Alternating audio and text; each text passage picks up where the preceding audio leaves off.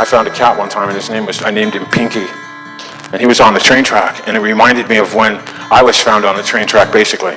It was kind of like, the crowd that I could hang around with that would jump these trains understood me. You know what I mean? I got to live with vagabonds and crazy people that really didn't have any worries or had to be anywhere. They could just go where they wanted to go. But my family's always thought I was a bum, even from the beginning. But anyways, that's because, I always tried to play music because I had it in me as a little kid, and my grandfather, I figured out the other day, basically hated it because I spent so much time doing it, and then I was no longer his little slave at work.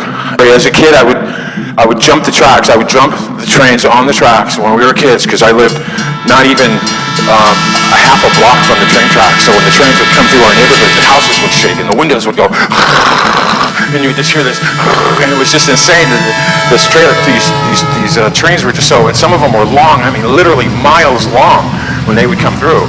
And so, as a kid, I grew up on the train tracks, and these trains used to stop in our area.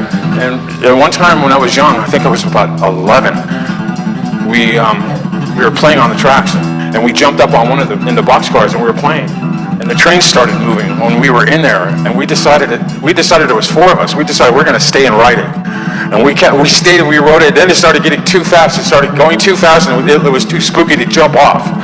If we would have jumped off, you would have gotten hurt big time. So, we got stuck, actually. That's what that happened, and we couldn't bail off of it. So it kind of took you where it wanted us and where it wanted to, and it was pretty amazing doing that. We did it I did it probably until I left home. When I was 14, I remember the last time we did it, and that time we went all the way to New Mexico. Can I have some water? Like, I am totally gone. You give me a